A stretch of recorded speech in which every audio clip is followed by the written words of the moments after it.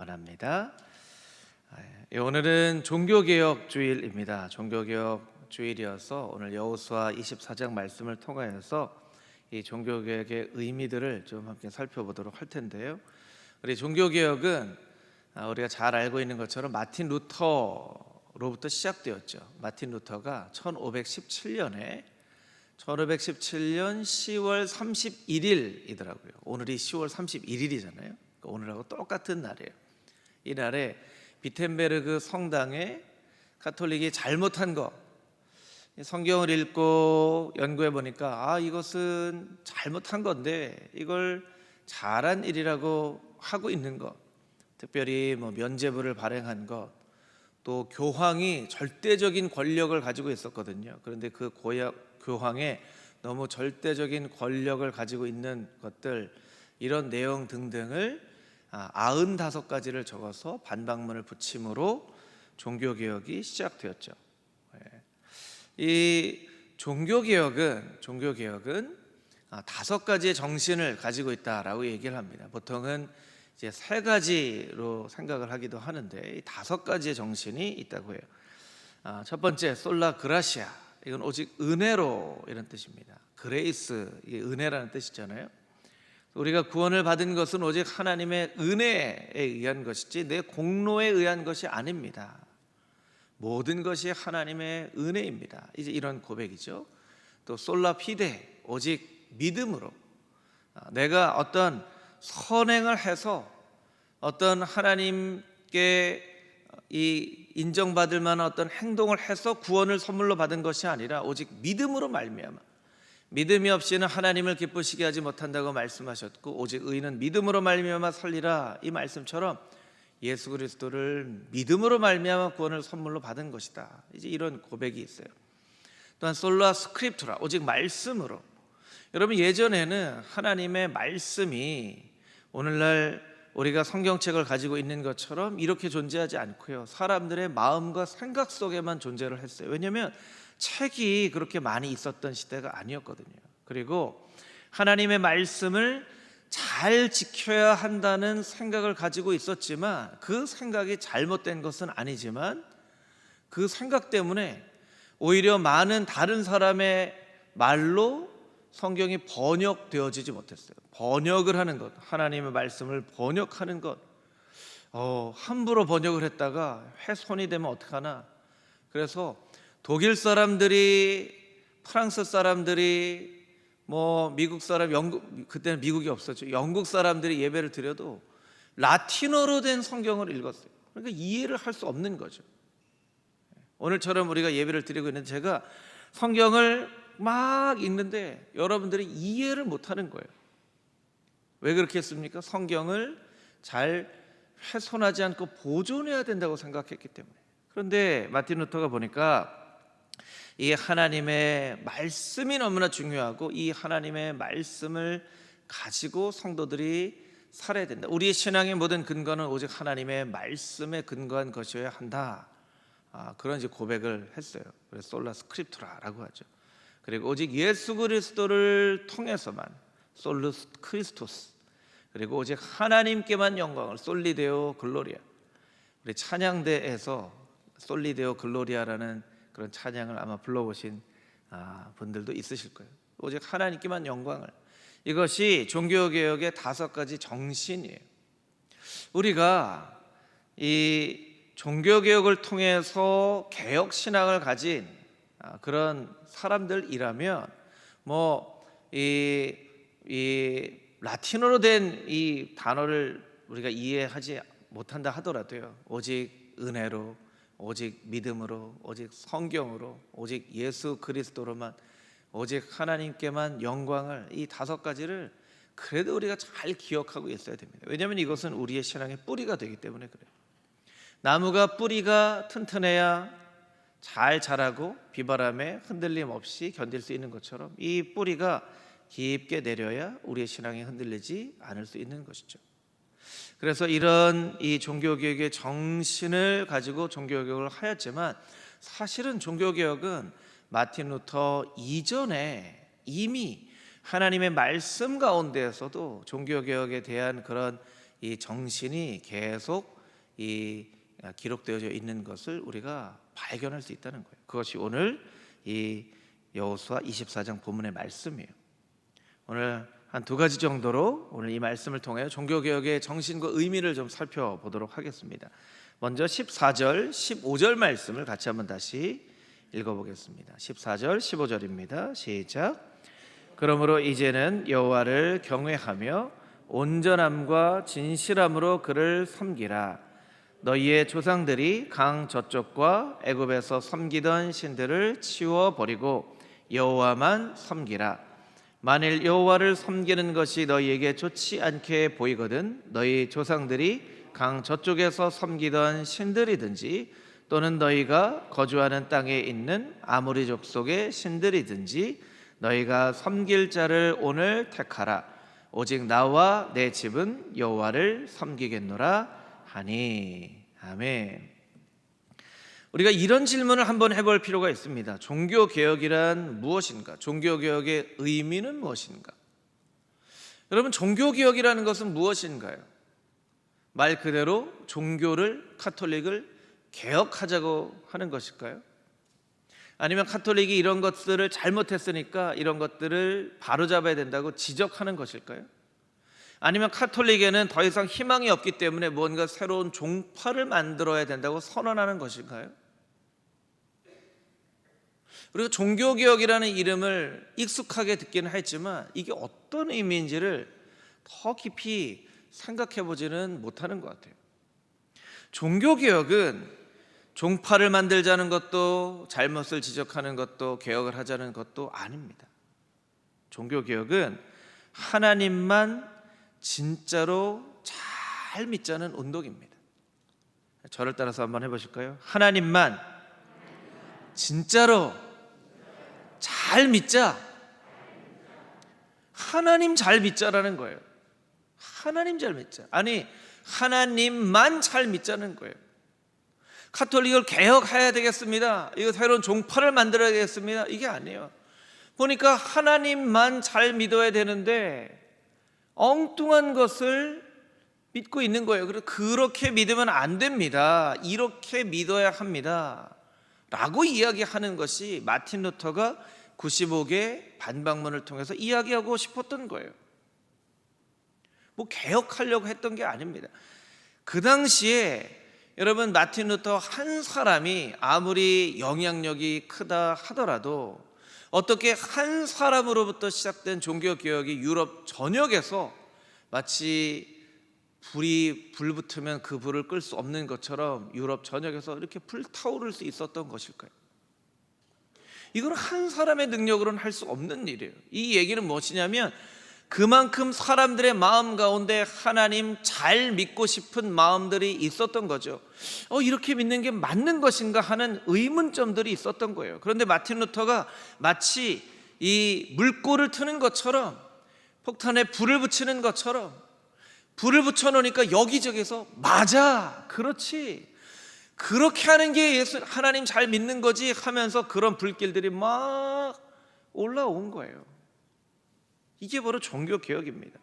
그러니까 종교개혁은 1517년에 시작되었다기보다 그 이전에도 성경에도 하나님 잘 믿자, 아니 하나님만 잘 믿자라고 이야기하는 사람들에 의해서 이미 예전부터 주창되어져 온 것이 바로 종교개혁이라는 거예요. 그리고 그 본문 중에 하나가 오늘 여호수아 24장에 있는 말씀이라는 것이죠. 24장 말씀을 보면 이것이 여호수아의 고별 설교입니다. 여호수아의 고별 설교. 모세와 여호수아는요, 하나님께로 올라갈 때를 알았어요. 야곱도 그런 것들을 알죠. 이게 참 큰 복입니다. 내가 하나님께 올라갈 때를 아는 것. 여호수아가 하나님께 부름을 받을 때라는 것을 알고 모든 이스라엘 백성들을 세겜에 모읍니다. 그리고 고별 설교를 하고 나서 이 말씀이 끝나고 하나님께 부르심을 받아요. 여호수아 24장 1절에 있는 말씀입니다. 우리 1절 말씀 함께 읽겠습니다. 시작. 여호수아가 이스라엘 모든 지파를 세겜에 모으고 이스라엘 장로들과 그들의 수령들과 재판장들과 관리들을 부르매 그들이 하나님 앞에 나와 선지라. 아멘. 이 모든 지파를 세겜으로 부릅니다. 여호수아서에 보면 이스라엘 백성들에게 의미 있는 장소들이 몇 군데 나오죠. 길갈이라는 장소, 이 장소는 이제 가나안 땅으로 들어가는 전초 기지와 같은 역할을 하였죠. 이스라엘 백성들이 가장 많이 모였던 곳은 실로예요, 실로.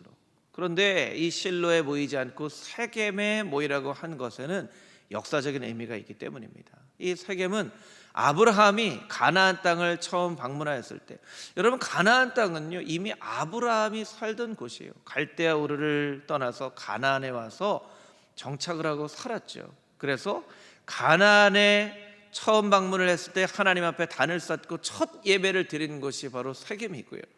야곱이 밧단 아람에서 정말 고생을 하고 고향으로 돌아와 에서 화해를 하고 나서 정착한 곳이 세겜인데, 이곳에서 그 이방 신들을 다 모아서 땅속에 파묻고 이제 하나님만 섬기겠노라고 다짐하고 예배드렸던 곳이 바로 이 세겜이에요. 그러나 이 영적인 의미를 잘 알고 있기 때문에 여호수아가 실로가 아니라 길갈이 아니라 세겜으로 이스라엘 백성들을 모으는 거죠. 그리고 이스라엘 백성들에 얘기합니다. 우리의 조상 아브라함, 우리의 민족은 아브라함으로부터 시작된 민족인데, 아브라함도 저 갈대아 우르 땅에 있을 때는 우상들을 섬기던 사람이었다. 그런데 하나님의 부르심을 받고 이제 우상들을 버리고 하나님만 섬기는 그런 사람이 되었다. 그리고 홍해의 과정, 광야의 과정들, 이런 과정들 역사를 이렇게 쭉 설명을 하면서 여호수아가 이야기합니다. 저 강 건너편에 있었던 너희 조상들이 섬겼던 우상들과 이 땅 아모리 족속이 섬겼던 우상들을 이제 치워버리고 여호와만을 섬겨라. 여러분, 이스라엘 백성들이 하나님만 믿고 따랐던 거 아닌가요? 아니 그 광야 생활을 할 동안 날마다 구름 기둥, 불 기둥 쫓아서 그 광야의 길을 갔는데 이 사람들의 마음 가운데 우상이 있었나요? 금송아지 사건을 통하여서 우상을 만들고 섬기는 사람이 어떻게 되는지를 아주 뼈저린 교훈을 받았는데도 그 우상을 아직 버리지 못하고 있었나요? 그러지 못했다는 거예요. 참 놀라운 일이죠. 그 금송아지 사건, 정말 하나님께서 너무 화가 나서 이 민족을 여기서 내가 다 죽여버릴 것이다. 모세, 너를 통하여서 내가 새로운 민족을 이룰 것이다. 모세가 생명을 걸고 기도하잖아요. 하나님, 이 민족을 여기에서 다 멸망시키시려면 제 이름도 지워주십시오. 그래서 모세가 생명을 건 중보기도로 이스라엘 백성들이 다시 구원을 얻게 됩니다. 그렇죠. 그 일 이후에도요 아직 그들의 마음 가운데 우상이 있었다는 거예요. 섬이 우상이 있었다는 거예요. 그러니까 14절 말씀 가운데 강 저쪽 애굽에서 섬기던 신들 치워버려라. 아직 치우지 못했다는 거예요. 더 놀라운 것은요 15절 말씀에 있는데, 15절 말씀 자막으로 보여주시면, 강 저쪽에서 섬기던 신들이든지 너희가 거주하는 땅에 있는 아모리 족속의 신들이든지. 여러분, 이 아모리 족속은요 가나안 땅에 있는 족속이죠. 그 무슨 얘기입니까? 이스라엘 백성들이 가나안을 차지하는 그런 전쟁을 치르는 그 사이사이에도 아모리 족속의 신들을 보니까 이거 괜찮아 보이네 하고 그 신들을 자기가 취했다는 거예요. 아니 이 전쟁을 하는 중에도 그런 신들을 취했다는 거예요. 여러분, 이걸 여호수아가 봤다는 거예요. 여호수아 눈에 그러한 것들이 보였다는 거예요.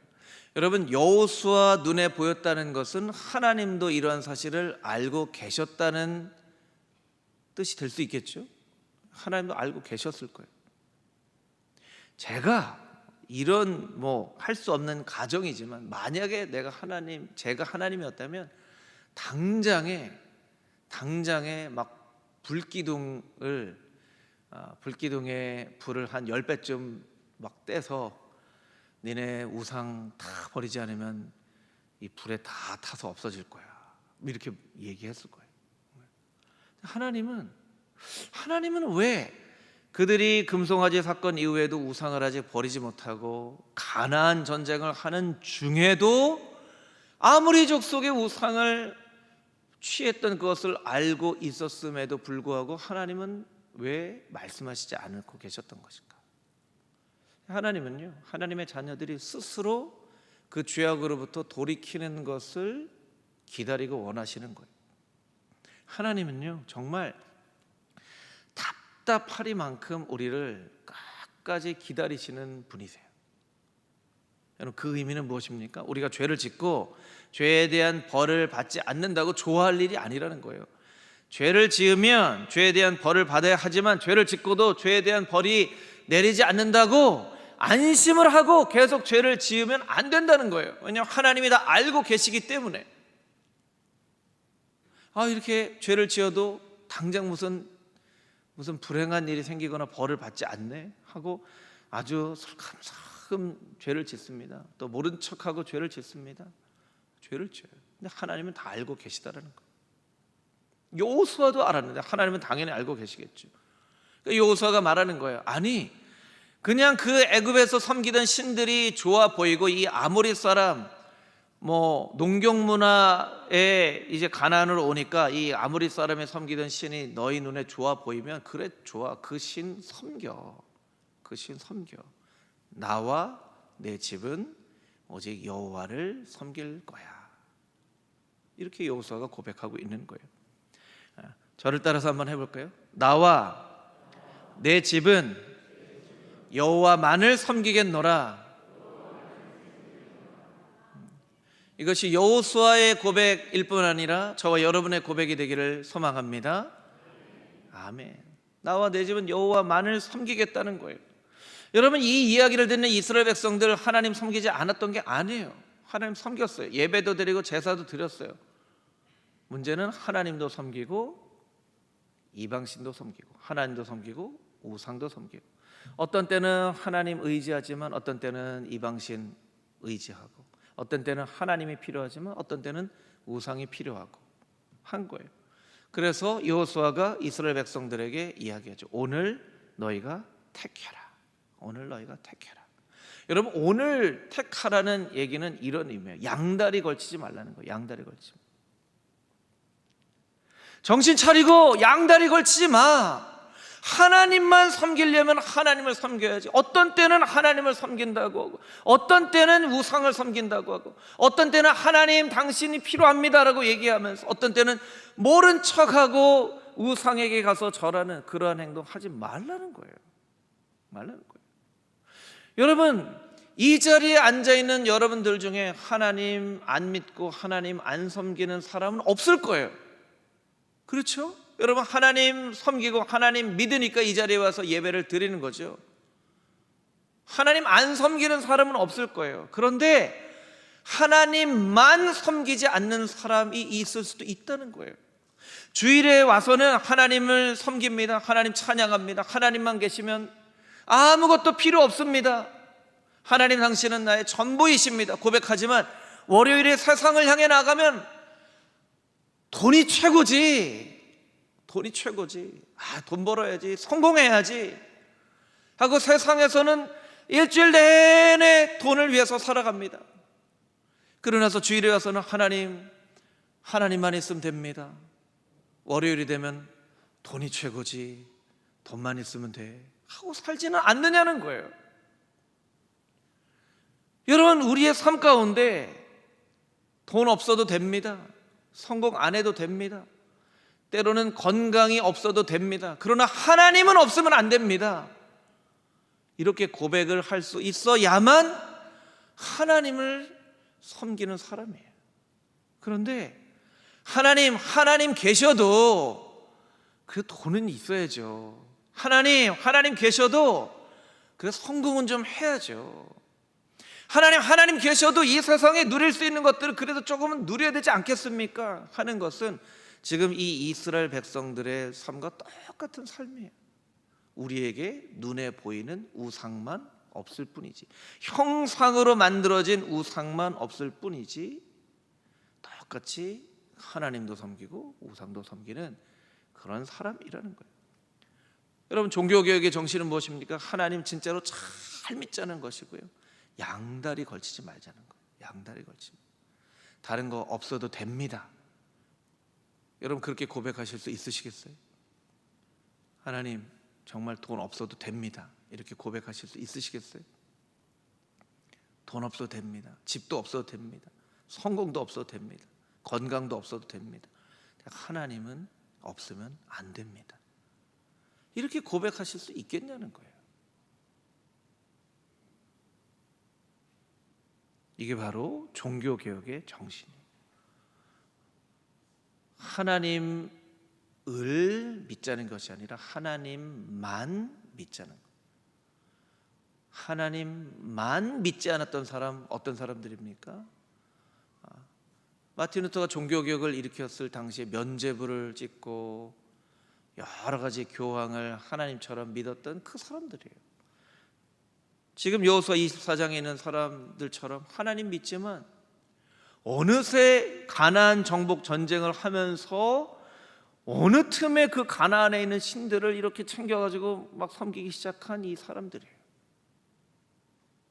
우리의 모습이 그 사람들의 모습과 같지 않은지 돌아보라. 이게 오늘 우리에게 말씀을 주시는 의미입니다. 여러분, 우리가 하나님 앞에 예배하면서 하나님만 섬기겠습니다. 다른 거 다 없어도 괜찮으니까 하나님은 절대로 없으면 안 됩니다.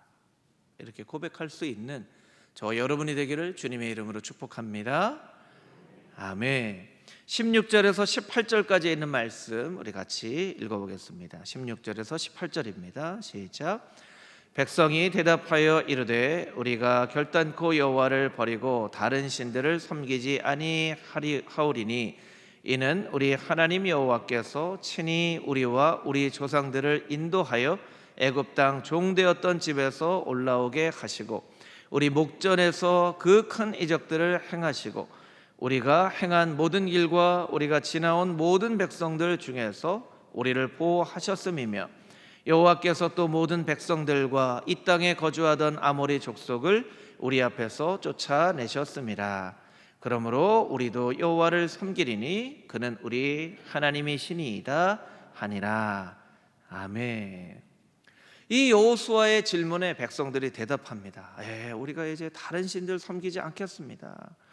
하나님 여호와만이 우리의 하나님이 되십니다. 이렇게 고백을 해요. 그런데 18절 말씀이 끝나고 나서 19절 말씀에 여호수아가 그래 너희가 잘 생각했다, 잘 대답했다, 이렇게 대답을 해야 되는데 19절에 우리의 생각과 조금 다른 대답을 여호수아가 해요. 19절 말씀 제가 한번 읽어보겠습니다. 여호수아가 백성에게 이르되 너희가 여호와를 능히 섬기지 못할 것은 그는 거룩하신 하나님이시요 질투하시는 하나님이시니 너희의 잘못과 죄들을 사하지 아니하실 것입니다. 아니, 잘했다고 대답을 해줘야 되는데 아니야, 너희는 하나님 능히 섬기지 못할 거야, 이렇게 얘기를 해요. 이게 성경을 읽다 보면요 사실 이해가 안 될 때가 좀 있어요. 우상들을 버리고 하나님만 섬겨라 했더니 백성들이 네 그렇게 하겠습니다 했는데 바로 여호수아가 아니야, 너희들은 하나님 섬기지 못할 거야, 이렇게 얘기를 한다는 거예요. 여러분, 이거 어떻게 이해를 해야 될까요? 이 19절에 하나님을 능히 섬기지 못할 것이다 라는 말에 담겨져 있는 속뜻은 어떤 의미냐면 이런 의미예요. 그래, 너희가 하나님만을 섬긴다고 그렇게 이야기하지만 그것은 그렇게 다짐하는 것만으로 되어지는 일은 아니다, 이런 의미예요. 다짐한다고 다 되어지는 일은 아니다.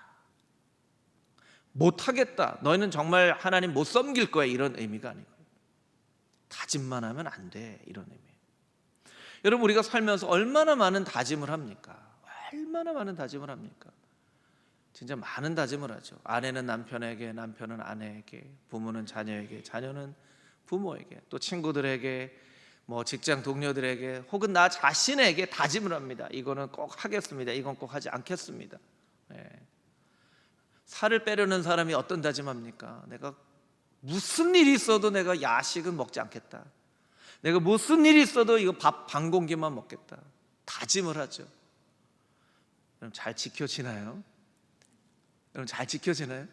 꼭 야식을 먹지 않겠다고 하는 그날은 유난히 야식이 먹고 싶어져요.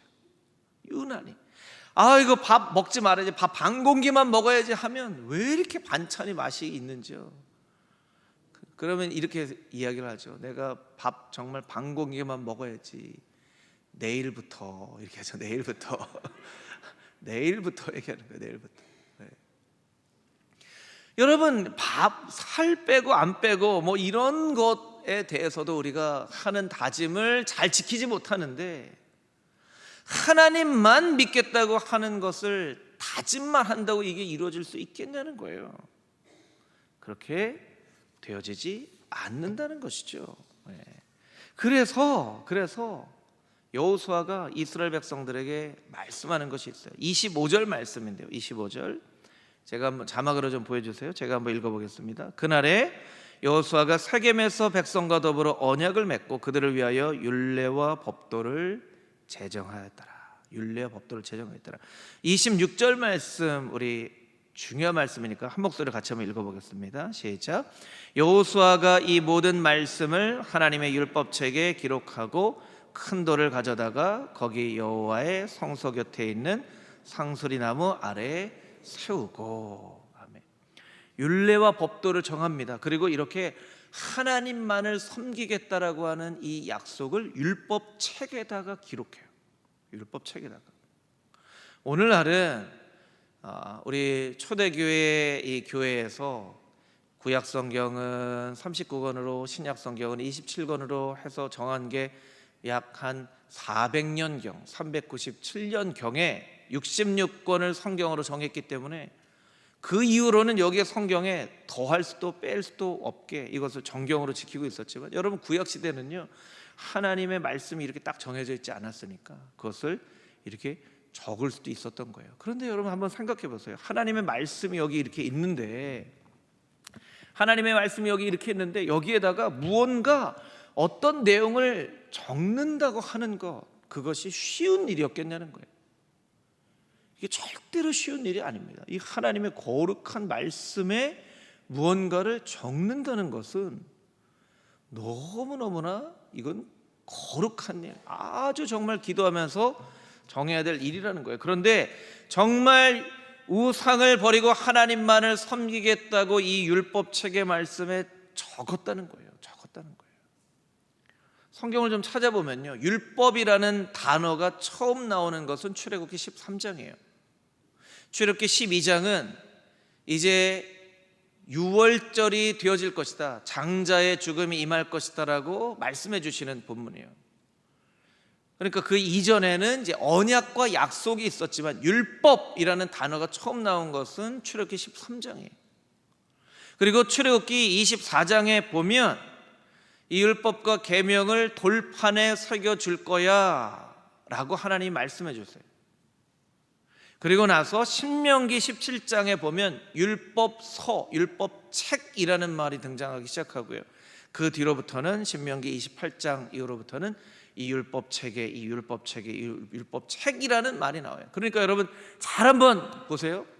약속이 있습니다. 언약이 있습니다. 그 이후로 율법이라는, 법이라는 그런 단어가 나오고 이것을 돌판에 새깁니다. 그리고 나중에는 책에다가 새겨요.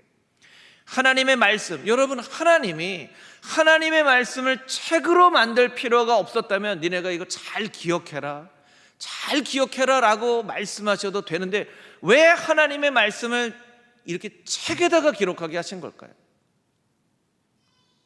책에다 기록해야 되는 거예요. 우리의 기억은 자꾸 잊어버려요. 기록은 남습니다. 왜 역사를 기록합니까? 기억은 잊어버리기도 하고 왜곡되어지기도 하지만 기록은 정확하게 남기 때문이죠. 우리의 다짐은 잊혀져요. 근데 하나님의 말씀 앞에 기록되어진 것은 지워지지가 않아요. 그러니까 하나님의 말씀에 지워지지 않는 말씀으로 기록하고 이 말씀을 평생 동안 지키도록 하라는 거예요. 너희가 그렇게 결심만 하면 안 돼, 다짐만 하면 안 돼. 이걸 적어서 꼭 지키도록 해. 여러분, 우리가 이 일상생활에 살면서도요, 중요한 일들 할 때 뭘 하죠? 계약을 하잖아요. 계약서를 써요. 그렇죠. 계약서를 써. 왜 계약서를 씁니까? 그냥 믿으면 되는데. 저 믿죠? 저도 당신 믿어요 하면 되는데 왜 계약서를 쓰나요? 그 계약서를 써야 이것이 아주 분명한 사실이 되기 때문에 그래요. 그래서 종교개혁의 정신 중에 세 번째가 솔라 스크립투라, 오직 하나님 말씀으로. 왜 하나님의 말씀이 중요한가? 그냥 듣는 것으로, 기억하는 것으로, 암송하는 것으로 충분하지 않고 기록하라는 것은 틀림없는 하나님의 말씀을 붙잡아야 된다는 거예요. 그래서 여러분, 마틴 루터가 종교개혁을 하고 나서 가장 먼저 했던 일이 독일어로 성경을 번역하는 일이었어요. 성경으로 번역해서 사람들에게 나눠주니까 이게 그 못 알아듣던 뜻이 이런 뜻이었어. 이 못 알아듣던 그 단어가 이런 단어였어.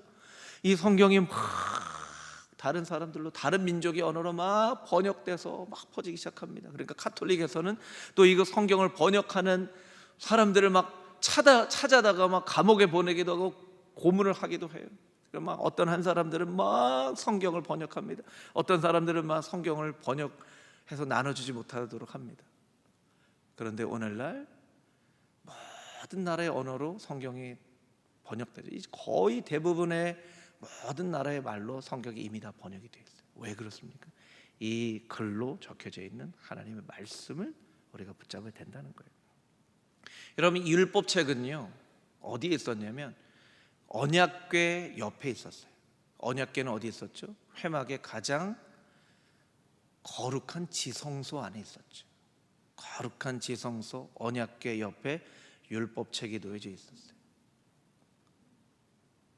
이스라엘 백성들은요, 이 율법책을 가장 중요한 것에 보관을 하고 모시고 이 율법책의 말씀대로 살겠노라고 고백하면서 살았어요. 여러분, 하나님의 말씀이 여러분의 삶에 어디에 놓여져 있습니까? 가장 중요한 장소에 놓여져 있습니까? 아니면 저기 끄트머리에 놓여져 있습니까? 요새는 이렇게 젊은이들은 스마트폰으로 돼 있어서 성경책도 이렇게 없는 그런 젊은이들이 있지만, 여러분, 성경책 주일에 예배드리러 오려고 하면 그 위에 먼지를 이렇게 툭툭 털어야 될 정도로 한 번도 하나님 말씀 보지 않는 그런 삶을 살고 계십니까? 그럼 하나님의 말씀이 여러분의 인생의 중심에, 가장 중요한 곳에 놓여져 있을 수 있게 되기를 주님의 이름으로 축복합니다. 왜냐하면 우리가 다짐하는 것만으로 잘 살 수 없는 사람들이기 때문에 그래요. 주님, 내 다짐하는 것만으로 잘 살 수 없으니 늘 하나님의 말씀을 가까이 하고 이 하나님 말씀 의지하고 이 하나님 말씀에 적혀진 대로 살게 하여 주시옵소서. 그렇게 고백하며 살아갈 때 여호수아에게 주셨던, 이스라엘 백성들에게 주셨던, 또 마틴 루터를 통하여 이루게 하셨던 종교개혁의 놀라운 그 하나님의 은혜가 금호중앙의 모든 성도들의 삶 가운데에도 이루어질 수 있게 되기를 주님의 이름으로 축복합니다. 아멘. 함께 기도하겠습니다. 하나님, 오늘 종교개혁주의를 맞아 종교개혁의 정신과 의미들을 생각을 해보았습니다. 하나님만을 진짜로 잘 믿겠노라고 고백하고 세상과 하나님 사이에 양다리 거치며 살지 않겠노라고, 또 하나님 말씀을 내 인생의 가장 중요한 곳에 놓고 말씀을 의지하며 살겠노라고 고백하는 금호중앙의 모든 성도들이 다 되어지게 하여 주시옵소서. 살아계신 예수 그리스도의 거룩하신 이름으로 기도합니다. 아멘.